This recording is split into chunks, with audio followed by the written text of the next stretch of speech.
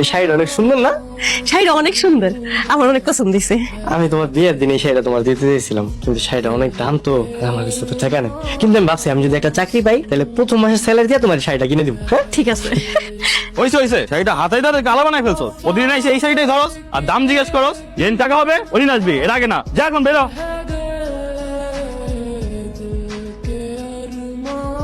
শাড়িটার দাম কত? 15,000 টাকা। আচ্ছা আমি একটু দেখি। এই আগে যে হাত ধোয়, অবশ্য হাত ধোয় লাভ নাই, কারণ এই শাড়ি কেনার মতো সামর্থ্য তোদের নাই। শুধু শুধু দোকানের পরিবেশ নষ্ট করস। যা এখানে যা। তুমি মনে হয় মন খারাপ করছো না? মন খারাপ করো না, আমি তোমার শাড়িটা কিনে দিতে পারিনি। আসলে বড় লোকরা এরকমই হয়, গরিব সকাল তারা বোঝে না। না না, কি কইতাছো তুমি? আমি কি লাগা মন খারাপ করবো? হ্যাঁ আমি মন খারাপ করি নাই। তুমি বাড়িতে যাও, আমি তাহলে অফিসে যাই, দেরি হইতেছে।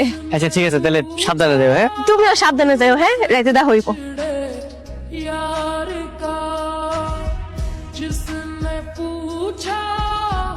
আপনারা যারা এইভাবে কেন এসেছেন? কে আমরা? মনটা যাচ্ছে এটা দিয়ে পিটিয়ে তোর হাড্ডি মাংস সবকিছু আলাদা করে দিই। তোকে আমি ওয়ার্নিং দিয়ে গেলাম, নেক্সট টাইম যদি কখনো দেখছিস তুই গরিব বা সাধারণ মানুষের সাথে এইভাবে আচরণ করেছিস, ওই দিন তোর শেষ দিন। জি ম্যাডাম। শাড়িটা প্যাক কর। জি ম্যাডাম।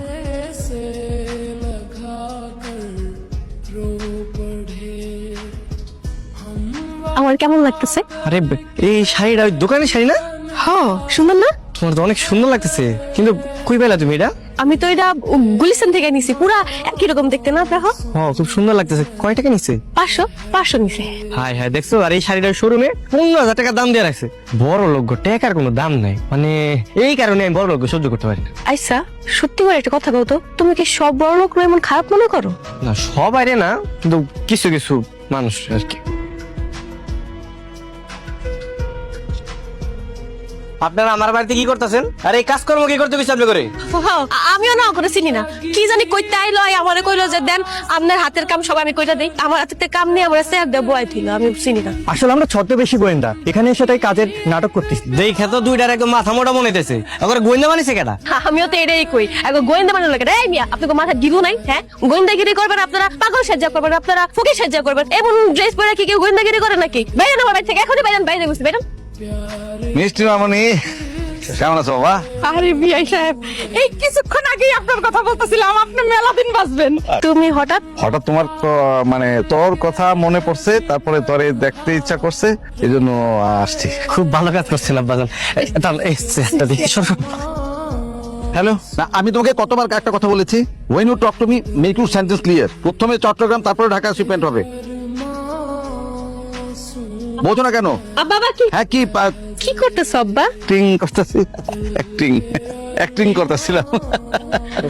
হ্যাঁ কোন ডাকাত? আমার না আমি আইতাছিলাম, তারপরে হঠাৎ করে উষ্টা খেয়ে পড়ে গেছি। তারপরে দেখেছি একটা ফোন পড়ে রয়েছে, তো আমি ফোনটা নিছি, তারপরে খালি ফোন আসতেছে। আমি আবার একটু বড় লোক মতো অ্যাক্টিং করতেছি। আব্বা তুমিও না কি কও তো, লোভ সামলাতে পারো না না?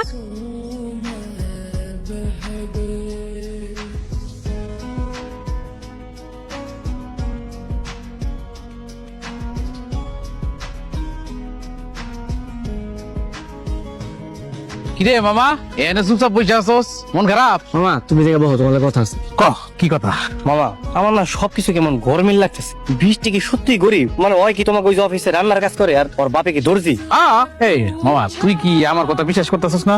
না বিশ্বাস করি, তুমি যে গভীর জলের মাছ। কথাটা এইভাবে বলা উচিত হয় নাই তোর। আচ্ছা মামা, এই কয়দিন পর পর বৃষ্টির বাপের তুমি অফিস যাইতে দিই কেন? ওই যে আমার বসের শার্ট প্যান্ট